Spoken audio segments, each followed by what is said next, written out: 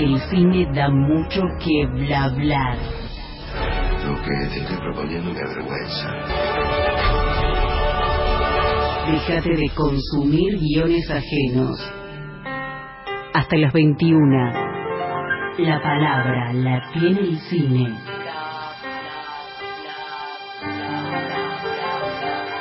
Y anímate a construir tu propia película.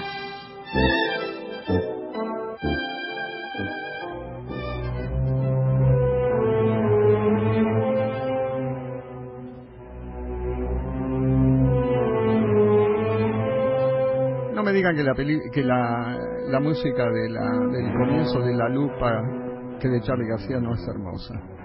¿De Charly? Hermosa. Sí, es hermosa. Rejas electrificadas para el que quiera escucharlo. Mientras tanto, lo que estamos escuchando de ahí de fondo es otra cosa muy distinta. Es el inicio de la banda sonora de Nosferatu, la película que en 1922 filmó Friedrich Murnau. Y con esto nos alejamos de las cosas bobas y nos vamos a lo serio. Buenas noches, Diana González. Buenas noches, Iván Vázquez. Hola, Emilio Baena. Bueno, yo tengo que de cualquier manera referirme a Jorge González Manent, que descansa en paz. Hay que tener cuidado, claro, porque se suele hacer un vicio de esto de descansar en paz. Y hay tipos que terminan descansando en paz y no salen de ahí. Así que, Jorge, wake up. Como Nosferatu. Después te vamos hasta ahora a le llamar toca por despertar. teléfono para que, claro, entramos en el tema. Ahí está. Bueno, efemérides. La primera es graciosa. En 1901, Cuba consintió en convertirse en un protectorado estadounidense. Claro. ¿Qué más carajo querían? Al pedo a la revolución después. Claro, ¿para qué? Si vimos cuánto, 115, 116 años y de nuevo vamos a estar otra vez. Bueno, no importa. Esta es seria, realmente. En el año 42, hace 74 años, a Ana Frank le regalaron el diario en el cual ella iba a escribir. Me parece que es una buena recordación.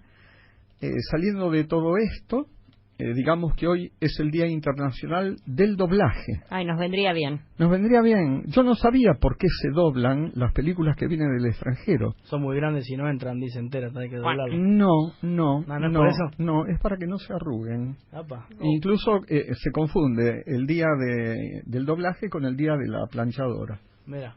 Y esto es muy de género, decir la planchadora. ¿Qué va a ser? Bueno, inauguramos nuestra sección de pronósticos meteorológicos. Bueno. Y no sabía eso. Nadie sabe. No. Yo tampoco. Así que bueno. Pero sí, el tema es que el pronóstico es para mañana. Y dice, amanece, que no es poco. Cualquier cosa le preguntan a José Luis Cuerda, que hizo una excelentísima película en 1989. Mira. ¿Qué se llama? Amanece que no es poco. Muy buena. Bien. Bueno, vamos a los bifes. Vamos a los bifes. Shorton. Bueno, acuérdense que la vez anterior estuvimos hablando, anticipamos que íbamos a hablar de los Nosferatu. Hablamos poquito, que era el expresionismo alemán. ¿Se acuerdan de cómo era el movimiento que lo que hacía era acentuar la arquitectura, las sombras, las diagonales, las perspectivas falsas? Claro, tiene una muy fuerte presencia plástica, digamos, básicamente eso era como revolucionario para la época. Sí, eran todos egresados de arquitectura y de teatro, básicamente. Sí. Que en la semana anterior, cuando ustedes hablaban de esto, yo pensaba también en una especie de necesidad de poner las cosas en claro. Es decir, esto es blanco, esto es negro, esto es recto. ¿El expresionismo decís que hacen eso? No, los tipos que estaban haciendo las películas o todo el movimiento, no digo que lo estaban haciendo, digo, podría interpretarse así de alguna manera. Es que en general siempre todas las corrientes, igual, digamos, el expresionismo un poco es el reflejo de los sentimientos interiores, ¿no? Sí, sentimientos. La angustia existencial que existía en la época. Piensen que estamos ahí después de la Primera Guerra Mundial, está llegando el nazismo, hay como una tensión generalizada y eso es lo que ellos quieren expresar básicamente. No tanto lo que, piensen que toda corriente artística se nace para contraponerse a la anterior. Entonces venimos del impresionismo, entonces ahora se crea el expresionismo. ¿Qué pasa? Piensen, claro, tenemos la foto y el cine que muestran la realidad tal cual es. Entonces ellos quieren de alguna manera mostrar el interior de las personas, ¿no? Ahora vemos caras por todos lados como las vemos todos los días y ellos quieren mostrar esos sentimientos, no tanto... Ustedes a mí me hacen mal. ¿Por qué? Los digo ahora. Porque cuando vos decís esto de las vanguardias, yo pregunto ahora, en este momento, la vanguardia no es un género, porque antes los vanguardistas eran de algún género, eran impresionistas, eran Nouvelle Vague, y ahora me parece que el género es ser vanguardista. ¿Vos qué haces, flaco? Yo soy vanguardista. Me parece que un poco la cosa está ahí, si no hay una especie de cosa definida. Pero es difícil definirte vos en el presente, me parece las cosas se definen. Y dicen que para estudiar historia tiene que pasar 10 años, por lo menos para ser un hecho estudiable. Claro. Igual sí hay una tendencia que los límites no están muy claros. Digo, inclusive dentro de lo que es estas narrativas, digamos, la multiplataforma, el multimedia, un poco... Abre un montón. Exactamente, abre el programa, pero como muchísimo. Me parece que sí, yo entiendo, si bien no, como bien dice Ana, no podemos analizar nuestro presente, ahora, sí entiendo que por ahí los límites no son tan claros como ¿no? De hecho, yo tenía un profesor de historia del cine que decía que para él el expresionismo alemán no se puede definir como una única manera. O sea, de hecho, las tres películas que son más emblemáticas son muy diferentes entre sí. Totalmente. Entonces, como que en tampoco temática, hay, en forma, claro, en todo. En todo. Entonces, como que por ahí es muy difícil concebirlo como género, las como tres películas movimiento. serían Nosferatu, El gabinete del doctor Caligari y Metrópolis. Son completamente diferentes. Pero bueno, se la juntó, calculo, porque se filmaron en la misma década, eran directores alemanes, para poder institucionalizarlas y poder hacer alguna lectura. Uno siempre elige, digamos, me parece que hay muchas lecturas posibles. Uno tiene que cortar por algún lado, si no sería imposible abarcar un material. Perfecto. Creo que viene por ese lado. Sí. Pero bueno, entonces... Pero sí tienen muchos puntos en común y es lo que nosotros tratamos de contarles ahora. Digo porque es muy gracioso, porque en este momento, por ejemplo, hay una especie de género que a lo mejor no es artístico, sino que es cultural, que es el retro, ¿no? Hay mucha gente enganchada. Bueno, pero vos ahora tenés el retro, pero antes tenías el renacimiento. Obvio, todo. Digamos, y era una especie de retro. Claro. Todas las eras históricas tienen retros. Vuelven a... Sí. ¿O no? Muy bien. Sí. Claro. Me da rabia, pero si usted está en contra, señora, contáctenos al Facebook y... Ahí está, ¿dónde nos llaman? Sí, al 4469-7559. Ahí los va a atender nuestra voz de seda, que es Rodrigo Vadillo. El sedoso, le dicen. ¿Lo dobla? ¿Tiene de doblaje? No, viene así como está arrugadito. Sí. Bien. Pero es persona confiable. ¿Y si no pueden escribirnos también? La Lupa Bla Oficial, que es nuestro Facebook, y ahí, interactuamos, estamos acá en vivo para responder todas sus preguntas. De hecho tengo que responder una pregunta que nos hicieron. ¿Te hicieron una pregunta? Sí, me preguntaron si, por ejemplo, la película esta del gabinete del doctor Caligari tenía que ver con la serie del doctor Möbius de Fritz Lang.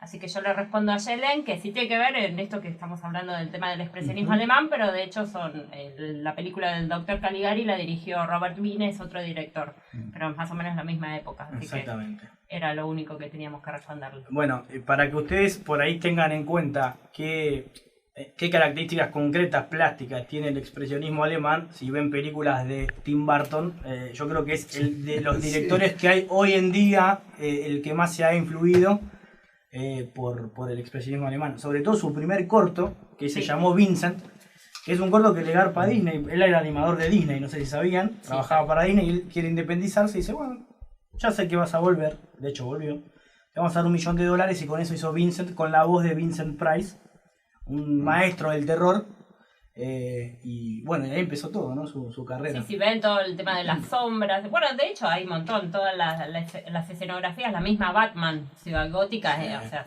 se nota que es oscura de verdad porque es básicamente expresionismo. Además, pero porque está más influenciada por el expresionismo que por lo inclusive gótico. hasta en lo conceptual, ¿no? Porque vos ves el joven Manos de Tijera, por también ejemplo. el personaje. Claro, el personaje, pero además el contraste, el contrapunto entre la ciudad de donde vive la bella... Pero es re Caligari, me parece, sí. porque él es el César y ella bueno, es... sí, también, pero digo, viste que la oscuridad, ese claro oscuro que es tan claro, ¿no es cierto? Y tan presente en el expresionismo, vos ves tantos colores, ¿no? Con el mundo de Winona Ryder y la oscuridad del palacio donde vive Edward.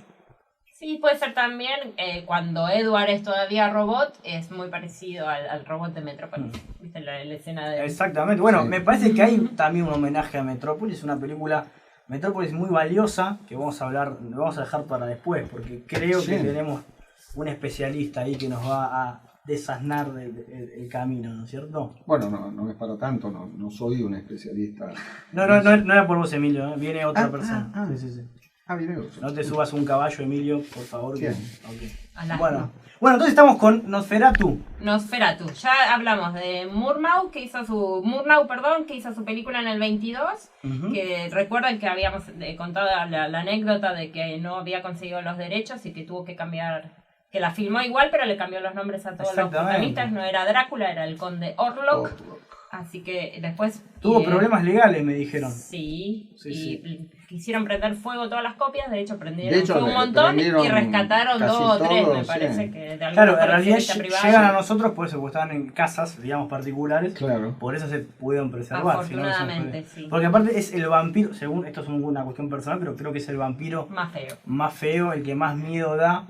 Y estamos hablando de una película de 1922, vaya si se hicieron películas sobre vampiros, si se pudo, ¿no? Pero no hay nadie que haya dado con, digamos, el tenebrismo. Era un insecto, él dice que quiso hacer un insecto más que una persona o un vampiro. El actor era un tanto particular, ¿no? Sí, hay una anécdota que dicen que era un vampiro de verdad. Que dicen que Murnau lo había encontrado en el castillo donde filmaron. Y de hecho se hizo una película que se llama La sombra del vampiro, donde muestra esta anécdota así en modo graciosa. Está muy bien actuada la película del mismo conde Orlok, o el actor que es Shrek, se llama. Pero no es el ogro. No es el ogro. No es el ogro verde porque era en blanco y negro. No. Y la actúa Willem Dafoe. Está muy bien, muy bien caracterizado. Y el director de Murnau hace John Malkovich. Y es muy divertida la anécdota. Primero que se ve cómo es todo el rodaje de la película, de cuenta esto del tema de los derechos, de cómo se fueron a filmar, de todas las cosas que tuvieron que pasar. Y él cuenta como que él les hace creer al resto de todo el equipo que no le dice, ¿no?, que es un vampiro de verdad, sino que les dice que es un actor muy profesional, que está incursionando un nuevo método de actuación en el que se tiene que meter en la piel del personaje, que por eso va a vivir de noche. Solamente se tienen que referir a él como el conde Orlok y no pueden llamarlo por su nombre personal. De hecho, era un Stanislavski, estaba al método a full. Y de hecho le llevan sangre y uno ve que en la película empiezan a desaparecer, por ejemplo, el primero que le chupan la sangre es el director de fotografía, después desaparece el asistente, se quiere... Sí. Así que empiezan, a crecer el mito, empieza a ser de verdad. Un rodaje paralelo, ¿no? En la vida real de la y de hecho cuentan que también hubo un montón de cosas raras pasaban durante el rodaje, que se enfermaba la gente, que desaparecían las cosas, y que los gitanos rumanos eran muy supersticiosos y agrandaban más que nada todo. Bueno, también hubo problemas para definir cuál había sido la música que habían elegido, ¿no? Eso no sabía. No. Sí, la música era de Gillian Anderson, y él dice que encontró 3 fuentes, digamos, ¿no? Una eran las partituras de Erdmann, digamos que Anderson fue el que recopiló, y Erdmann fue el autor de la música. Entonces él, como fuente, encontró las partituras de Erdmann, que se llamaban Suite Fantástico Romántica. Muy bien. Un libro del propio Erdmann con revisiones de la película donde cuenta cosas, y los subtítulos daban cuentas de escenas, sí, y fueron guías para la reconstrucción de la música. La obertura la sacó de la biblioteca del Congreso de Estados Unidos, estaba ahí guardada, estaba guardada en realidad escrita, ¿no? Estaba la partitura, claro, como decíamos. Así que, bueno, hubo otras reconstrucciones, pero se supone que la de Anderson es la mejor de todas. Claro, hay que explicar que mucho del cine, digamos, porque el cine se grababa en nitrato, que era un material que, claro, puede entrar en combustión espontánea, es decir, puede prenderse fuego. Prendía fuego realmente. Sin ninguna, digamos, sin ningún estímulo. Mucho del cine mudo se ha perdido. Digamos, queda muy poco, creo que el 80-90% no existe ya. Y además existían diferentes versiones de películas, digamos, ¿no es cierto? Sí, eso por ahí nos metemos más después. Sí, en el tema que sí, con el invitado que vamos a llamar por teléfono, seguramente nos cuente todo esto. Sí. Pero bueno, la película, digamos, Nosferatu es muy diferente a lo que se tiende a clasificar en el como expresionismo, sí. Expresionismo, porque tiene muchos, digamos, escenarios naturales, ¿no? Sí. Que en realidad eso no es común. Si uno ve el gabinete del doctor Caligari, por ejemplo, es todo dentro, en estudios. En estudio, y son claramente pinturas, es fondo pintado, pero sí, las sombras mismas están pintadas en los decorados también. Acá no, yo creo que lo que intentó más que nada Murnau, es concentrarse en la historia, ¿no? En esta cuestión del drama que tiene este personaje, que anda vagando por ahí buscando a su amor y... Es un poco, digamos, este vampiro sombrío es un poco el reflejo de la Alemania, exactamente, sí, de esa Alemania decadente, seguramente, que se vivía, ¿no? Inevitablemente, ¿no? No se puede tener, digamos, lecturas, no podemos evitar hacer una lectura tal vez política de la cuestión, porque era parte, ¿no es cierto?, de una situación complicada. Es como esa gente que dice: yo debía haber nacido en otro siglo, y uno piensa así, mejor porque ya estaría muerta. Pero bueno, eso es otra cuestión. Lo que estamos escuchando como preludio de nuestra desaparición momentánea hasta que reaparezcamos en el próximo bloque es el principio de Nosferatu, la película de Herzog. Bien. La música, ¿no?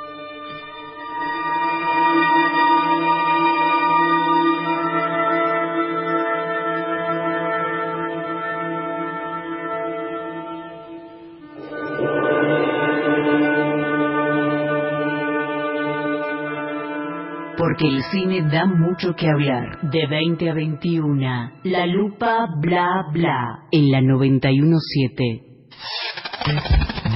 Entérate lo que pasa en la radio de la universidad y compartilo con todos.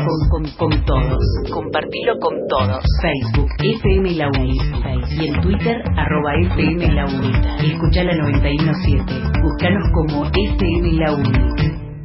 ¿Es posible imaginar una televisión en la que convivan la más alta filosofía italiana y el ska fiestero del segundo cordón del conurbano? Esta semana te volvemos a demostrar que sí es posible. Un nuevo festival de estrenos en UniTV. En una nueva entrega de Crónicas de América, Víctor Hugo Morales y Cintia García nos recuerdan que somos América Latina. El filósofo italiano Giacomo Marramao dialoga sobre subjetividad y política con Federico Schuster en Debates y Combates. Informe Universitario nos avisa que si no hacemos algo y pronto, la basura nos tapa. Javier Trimboli divisa a través del periscopio los viejos y nuevos vínculos entre historia y política. En tramas, el conurbano fantástico y de ciencia ficción y la mejor agenda cultural de la región. El Centro Comunitario Belén de José Cepaz dice presente en el megáfono. Final de fiesta con el ska San Miguelino de Santo Placar en la Caja Negra. Este viernes desde las 18 por UniTV. El canal que legaliza el consumo de ideas diferentes de las que se vomitan en los grandes medios. Encontranos en www.uni-mediotv.com.ar. Trató de re Jamaica, amigos. Un buen plato de blog. A mí me gusta jugar a la mancha pulpo. Morcilla Entre Ríos. Declaro la guerra a...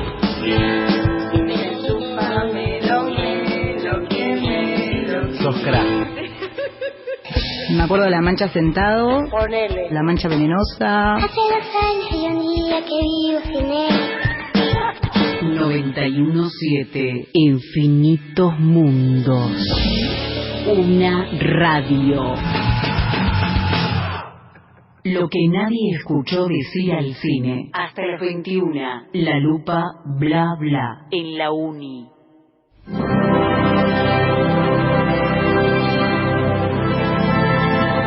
Estamos otra vez con ustedes y estábamos hablando fuera de cámara con Diana, que quería decir algo de Metrópolis. De paso, digamos que la música que estamos escuchando de fondo es la introducción a la película de Fritz Lang. Muy bien. Bueno, Metrópolis es una película rodada en el año 27 por Fritz Lang, y es como la película más emblemática, calculo yo, del siglo pasado, de la cinematografía, y es su obra maestra tal cual.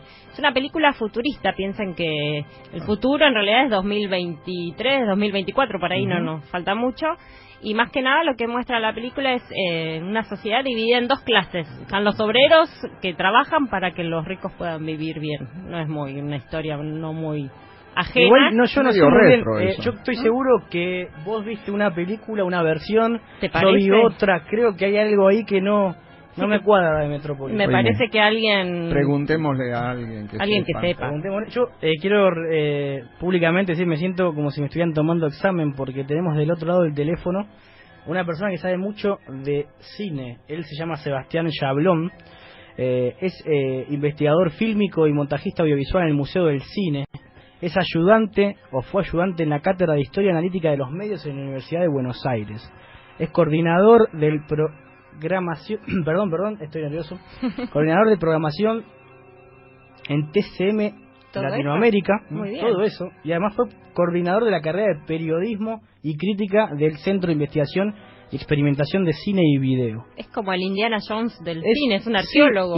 Y por si fuera poco, él es uno de los directores de una película que seguramente nos contará de qué se trata, que se llama Metrópolis Refundada. Muy interesante porque Metrópolis tuvo una historia y un camino muy, pero muy particular. Al margen de la película, ¿no? Exactamente. Bueno, yo voy a ser de buen anfitrión. Dale. Y le voy a decir hola a nuestro invitado. Hola, Sebastián. Hola, buenas noches. ¿Cómo andan? Bien, contentos de escucharte. Yo soy Emilio, pero quien va a hablar con vos es Sebastián, que es el pibe que hace los mandados acá. Ah, muy bien. Ni mi nombre sabe, Iván me llamo. ¿Cómo andas, Sebastián? ¿Todo bien? ¿Qué tal? Muy bien. Dos aclaraciones. Estoy con gripe, así que voy a tener la voz así medio rara. Y ya no trabajo en TCM por las dudas. Perfecto, ok, pero trabajaste, ¿verdad? Efectivamente. Listo, no quiero mentir, ¿viste? Igual no te preocupes por la voz, porque Rodrigo te va a poner un ecualizador y vas a tener una voz de locutor fantástico. Contanos un poco, ¿qué pasó con Metrópolis? Acá en la Argentina, o sea, porque existen varias versiones de Metrópolis, se encontró una versión en Argentina. Sí, una particularidad, digamos, bueno, acá se encontró, si ustedes vieron, digamos, las versiones que se encontraban restauradas anteriores al 2010, a la última restauración, ya los restauradores alemanes aclaraban que se seguía buscando la versión completa, pero, digamos, eso parecía poco posible. Y bueno, apareció acá en el Museo del Cine, lo cual fue bastante asombroso, digamos. La razón, digamos, no sé si hay que retrotraerse una buena cantidad de años para explicar por qué apareció acá en la Argentina una versión íntegra de la película, es porque en los 20 acá había una distribuidora de cine alemán llamada Terra, y se dio la casualidad de que el distribuidor Adolfo Wilson justo enganchó la película Metrópolis en los únicos 4 meses en los cuales se vio completa en todo el mundo. La película se estrena en enero del 27 en Alemania y a los 4 meses, porque tuvo poco éxito económico, se retira de cartel, digamos, y se empiezan a hacer todos los cortes que la reducen en por lo menos 1 hora. Entonces Wilson fue el único que la distribuyó en el mundo, pero tomando la decisión, primero logrando traer la versión íntegra, porque la compró durante ese breve tiempo en el cual se proyectaba íntegra, y porque él tomó la decisión de que, a pesar de que en el resto del mundo creían que no era económicamente viable, tomó la decisión de estrenarla completa en Argentina. Qué suerte que bien por Wilson, sí. ¿no? Sí, el momento justo en el lugar correcto, ¿no? Exactamente, como decía en la pega Bruce Willis. Por lo tanto, bueno, se dio ese milagro, digamos, en Argentina. La película, a partir de ahí, digamos, hay una ley, digamos, que es que generalmente una vez que alguien deja de pasar una pega que le compra una distribuidora, las copias deben ser destruidas. Es decir, Wilson, en cumplimiento de su contrato comercial con la UFA, tendría que haber destruido la copia, pero decide conservarla, digamos. Y esa copia en algún momento pasa a manos de un personaje muy interesante que es Manuel Peña Rodríguez, que fue crítico de cine de La Nación y también un gran coleccionista de cine. Nosotros tenemos la colección Peña Rodríguez, donde no solamente apareció Metrópolis, sino otras películas que se creían perdidas, soviéticas, francesas, italianas y eso es muy importante, también argentinas, del periodo mudo. Así que bueno, Peña Rodríguez la conserva durante bastante tiempo, y después la dona al Fondo Nacional de las Artes, dona su colección.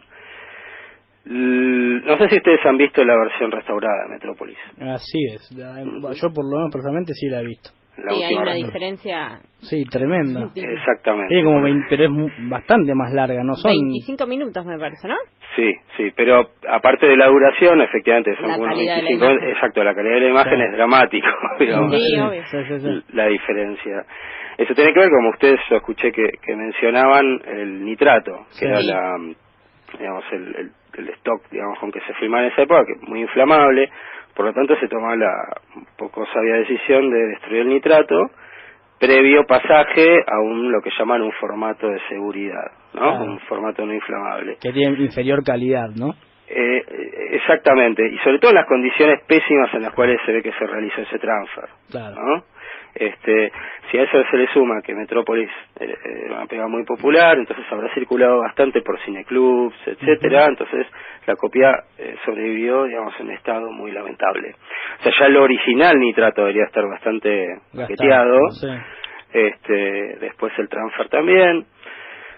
Sumado a eso, la gente del Fondo Nacional de las Artes tenía un programa de televisión, en el cual, digamos, pasaban las películas de la colección Peña Rodríguez, esto a fines de los 70, y para adaptarla a la duración de los tiempos televisivos, agarraban y cortaban las películas, por lo tanto el estado en que sobreviven todas las películas de colección es muy fragmentario. Claro.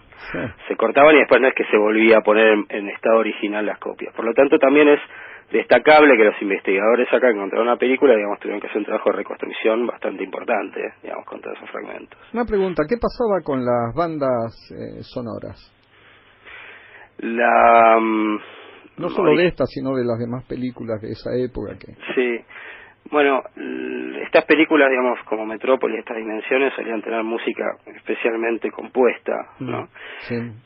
También eso dependía de la posibilidad que podía tener determinados cines para agarrar y tener una orquesta, etcétera. Si no, agarraba y un tipo tocaba el piano. En el caso de Metrópolis se sabe que en algún que otro cine se proyectó con orquesta, con la música original, etcétera.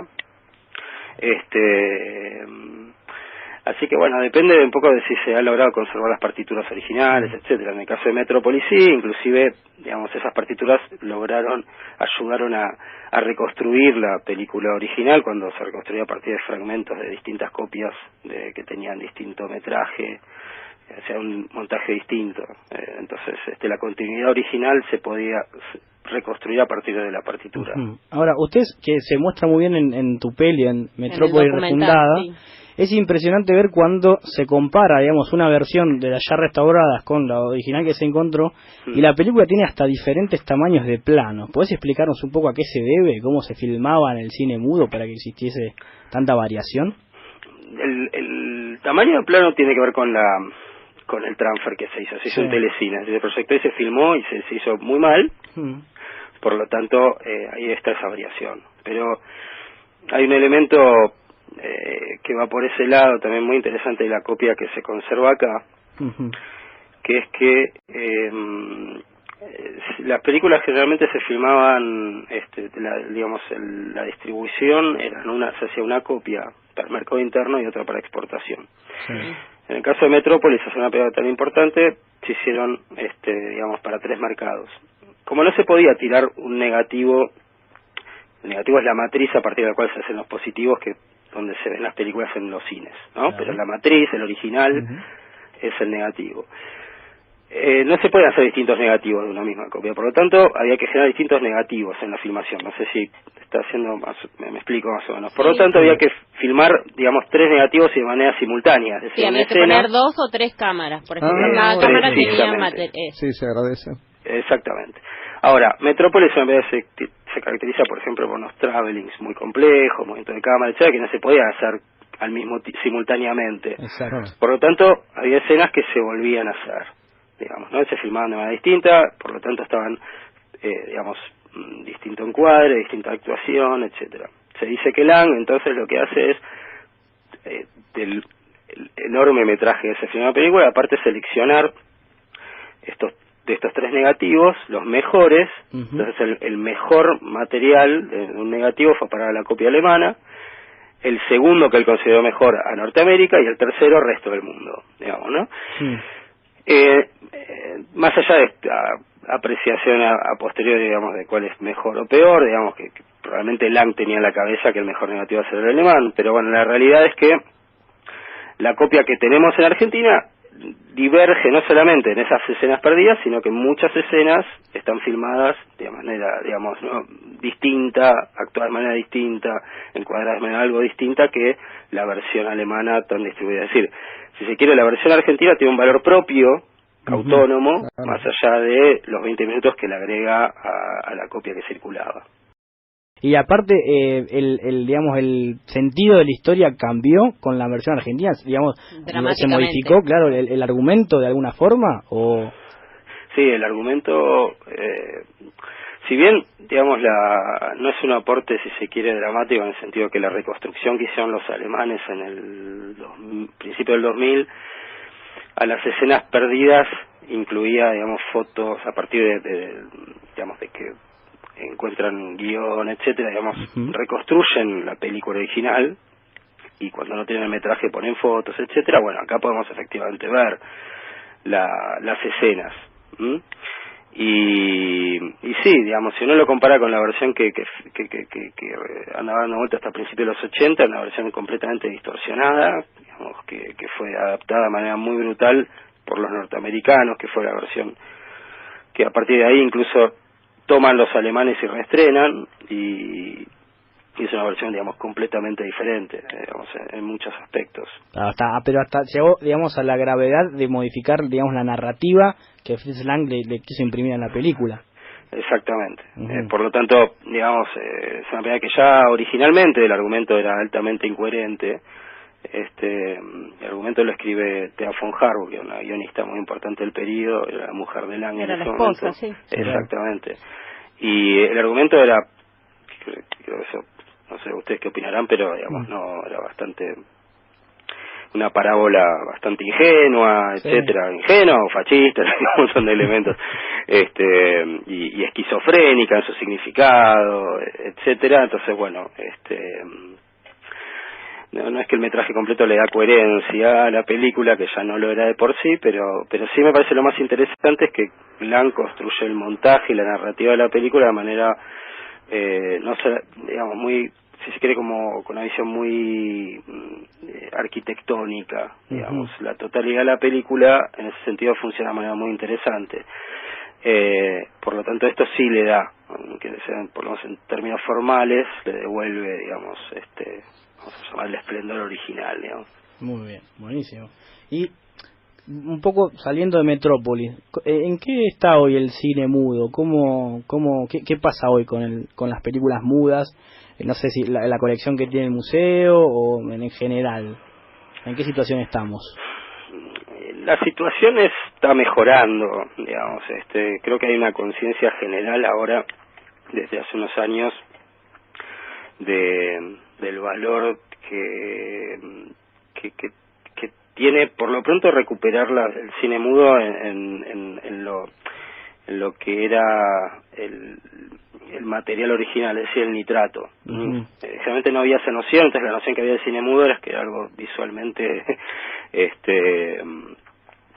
poco interesante. Se concebía que se veían las películas tan mal en ese periodo como las vemos ahora. Claro, o sea, de conservación y de mantenimiento. No valía la pena, digamos, ¿no? Claro, exactamente, inclusive esa cosa famosa de las películas mudas se ven todas como rápido, y en realidad eso tiene que ver con la velocidad de proyección, que antes se filmaban en 16 cuadros por segundo, entonces al proyectarse en un 24. Exactamente, digamos. Entonces ahora hay toda esta conciencia de tratar de recuperar digamos, esos valores originales para que las películas realmente se vean bien. Entonces, bueno, ahí apareció la plata también para que los archivos puedan trabajar con los nitratos originales. Y el haber encontrado Metrópolis, o el laburo con Metrópolis, digamos, ¿tuvo algún impacto? O sea, ¿tuvo alguna responsabilidad en esa conciencia que se genera? Sí, fue bastante importante, digamos. De hecho, si se recuerda, esto fue creo en el 2010, ¿no? Cuando apareció la película, digamos, si se recuerdan, digamos, eso apareció en la tapa de Clarín, digamos, ¿no? Y eso también pasó en el exterior, digamos, lo cual es rarísimo. Mucha gente conoció Metrópolis ahí, digamos. Sí, en realidad la Metrópolis, cuando recuerdan la versión esa con música de Queen y de Giorgio Moroder, ¿no? Etcétera, creo que ahí de repente hubo un envión importante, ¿no? Había más gente ahí en esa restauración que en la copia original, me parece. Muy probablemente, daba muchas vueltas esa versión medio extraña de Metrópolis. Pero sí, esto le volvió a dar también un empujón a la peli, y también ayudar un poco a poner en el centro de la escena un poco el tema digamos. Bien. ¿Y dónde se encuentra ahora la copia de Metrópolis completita, esta que se encontró en Argentina? ¿Dónde está ahora? Y esta está en el museo. Nosotros el año pasado hicimos una proyección de la copia argentina, digamos, o sea, no que es lo que se suele hacer, proyectar la copia restaurada alemana con la grabadora argentina, sino proyectar la copia argentina, que desde ya tiene digamos, visualmente deja mucho que desear, pero como charlábamos recién, tiene el valor de estas imágenes, estos imágenes, digamos, que son propias del negativo solamente. Y por otra parte hay un valor agregado interesante que es, no sé, ¿recuerdan a Torres Ríos, que fue un director de cine muy importante en los 30-40, padre de Torre Nilsson? Sí. Exactamente. Torres Ríos en los 20 trabajaba para la distribuidora que trabajó Metrópolis, y él se encargaba de adaptar las películas, o sea, cortándolas, etcétera, cosa que no hizo con Metrópolis, pero sí redactó los intertítulos. Entonces hay ciertos intertítulos que tienen como cierto, digamos, divergen bastante de los intertítulos particular, ¿no? Exactamente. Su propia visión muy rioplatense.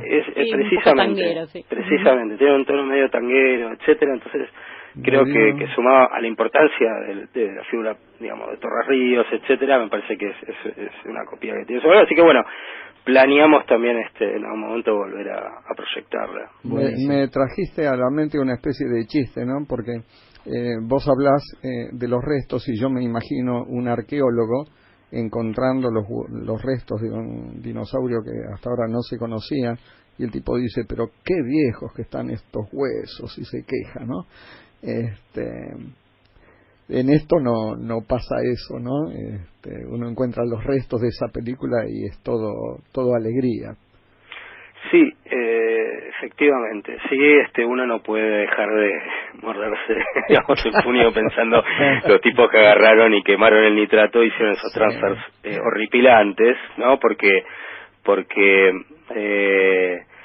digamos, hay algo que decía Kevin Brownlow, que es una figura muy importante, es el restaurador inglés que restauró otra película a la altura de Metrópolis, que es Napoleón de Abel Gance, la película francesa. y que él decía algo así, que cuando uno ve una película filmada en nitrato, pero que bueno, que eso pasada con estos transfers espantosos, lo que él dice, bueno, queda la información, el arte ya no está. Exactamente. ¿No? Entonces, bueno, eso es un detalle que bueno, que es una pérdida, pero aún así, digamos, la verdad, el concepto de trabajo un poco se puede recuperar todo el detalle visual, la profundidad, la memoria audiovisual, dicen, ¿no? En el documental, en una parte, me parece. Exactamente. Sí, y los valores visuales un poco sí. que tenía el nitrato, a veces con bastante laburo, etcétera, se puede mejorar la cosa. Bueno. Buenísimo. Bueno, muchísimas gracias por la información, gracias por cedernos tu tiempo, por contactarnos, y vean Metrópolis Refundada, es un documental que es súper interesante, dirigida por Sebastián Yablón. Muchísimas gracias por compartir tu sabiduría con nosotros. Sí, bueno, muchas gracias. Muchas gracias por contactarme, y bueno, estaba escuchando el programa y de expresionismo, etcétera, estaba muy interesante. Así que bueno, muchas gracias. No, por nada, hasta luego. Hasta luego. Bueno, nos vamos al corte con el final del audio de la película Metrópolis, la de Fritz Lang.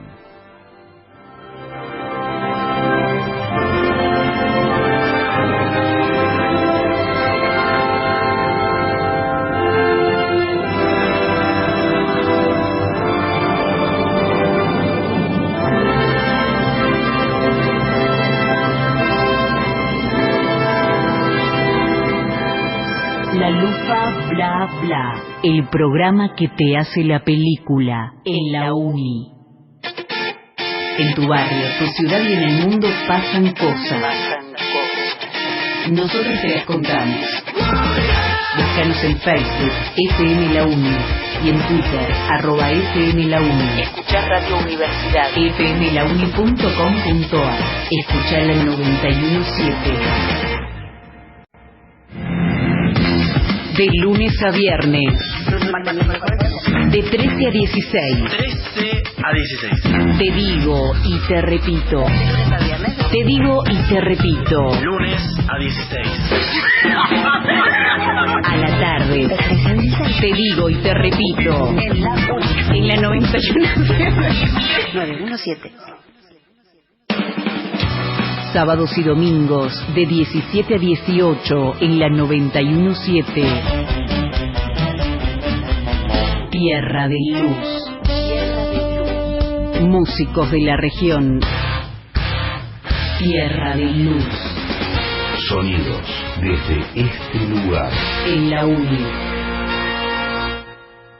Centro Comunitario Gallo Rojo, la voz de Barrio Obligado, en su centro comunitario, radio y cooperativa.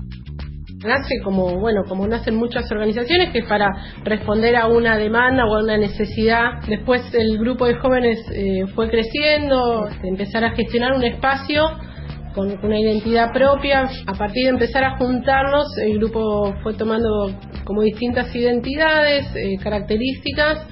Y una de las que pegó más fuerte fue el tema de la comunicación. Escucha nuestra radio, FM Gallo Rojo, 88.7. Un espacio donde sos protagonista de tus sueños, sumando voluntades y haciendo posible cualquier cosa. Nosotros estábamos laburando con los pibes jóvenes y veíamos que eran como distintas las demandas de los varones y de las pibas, las cosas que vivían. Y ahí surge el grupo de chicas y empezó a funcionar la cooperativa de elaboración de mermeladas de berenjenas al escabeche. ¿Dónde nos encontrás? En el Barrio Obligado, en Bellavista, Río Atuel 104. Somos comunicación. La radio universitaria para mí es una de las mejores herramientas que hoy por hoy puede brindar una universidad a una comunidad para poder transferir conocimientos.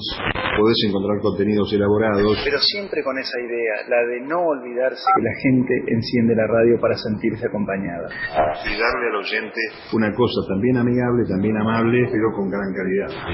91.7. Nuestra radio, tu radio. La lupa bla bla, nuestra manera de contarte la película. Hasta las 21 en la 91.7. Ja. Bueno, esto es más o menos más de lo mismo, nada más que trasladado unos cuantos años más acá, porque la música que estamos escuchando es la del Drácula de Francis Ford.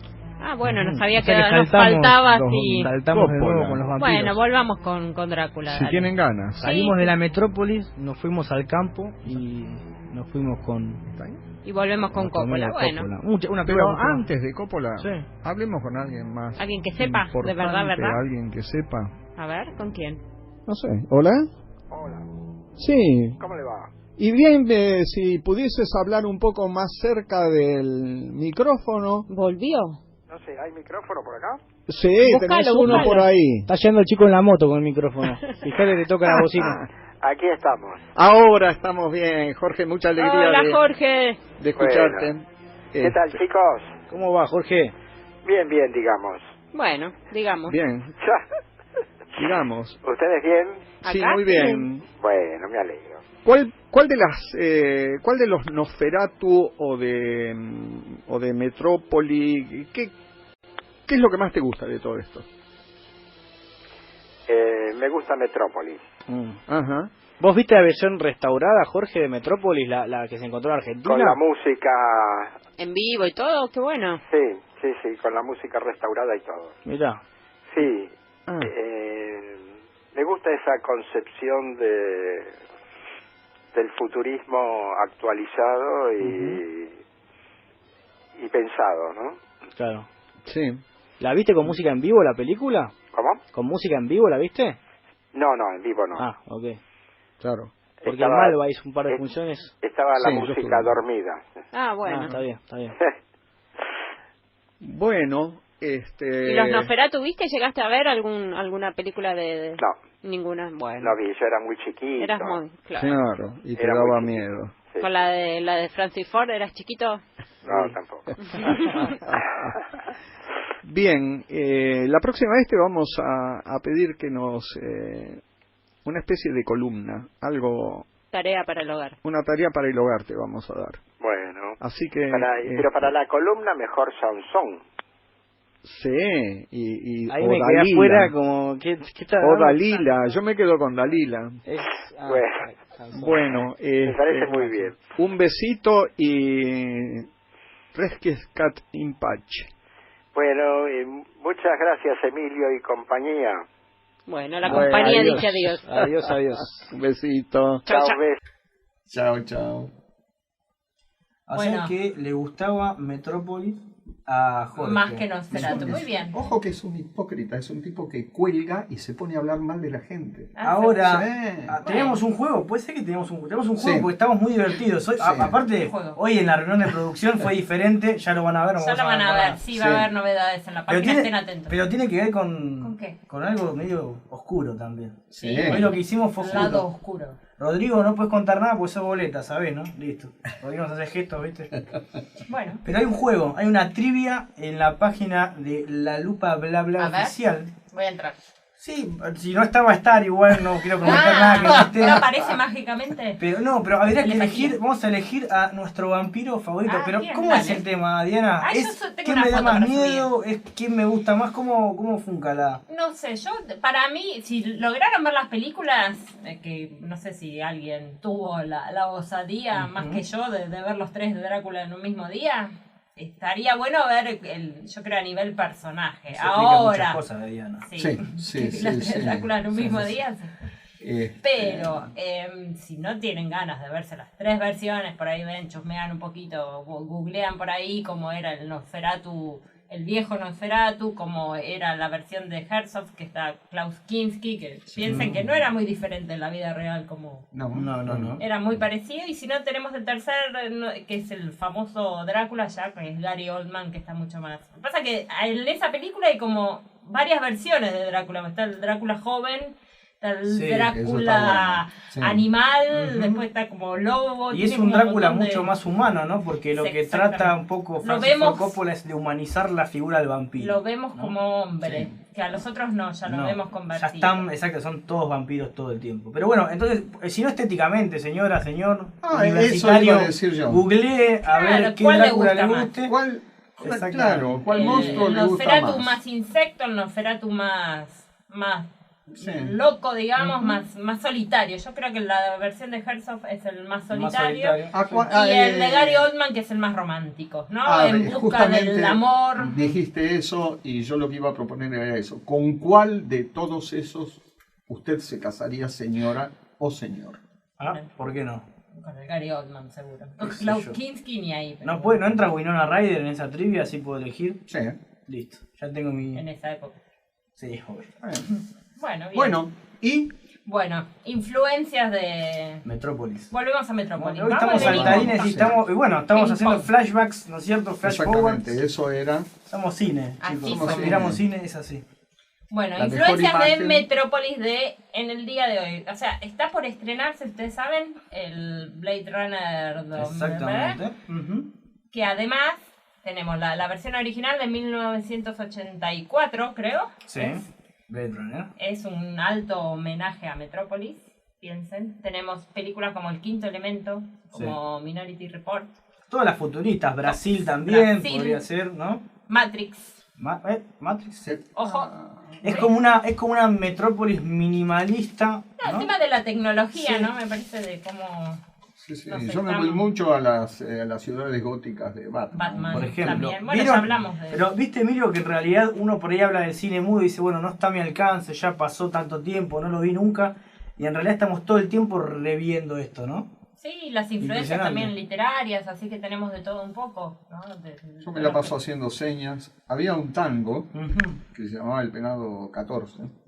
Y el tango decía que murió haciendo señas y nadie lo entendió. Pobre. Y yo ya estoy haciendo círculos con mi dedo índice que replican el gesto que me hace Rodrigo, a quien alabamos, y que quiere decir hay que cerrar. Bueno, ¿querés dar la noticia que teníamos? Sí, teníamos en el noticiero que afortunadamente para todos, pero sobre todo para los realizadores, Trinchera de Viento, la película que hizo la familia Sayús, fue declarada de interés cultural por el municipio de San Miguel. Recuerdan que vino acá a Mapo, estuvo charlando con nosotros y nos contó de su documental sobre... Felicitaciones al equipo técnico. Sí, gracias. Bien. ¿Estuviste ahí? No. El equipo técnico decía de... de ellos. Sí. No, yo decía de nosotros. Bueno, felicitaciones, el reconocimiento siempre es importante para un realizador porque es como la afirmación de que el trabajo estuvo bien lo hecho. tuvimos acá hace poquito y listo, así que... Bien ahí. Bueno, con mucho amor. Nos tenemos que ir. Adiós, saludos, besitos. Hasta el lunes. Adiós, nos vemos.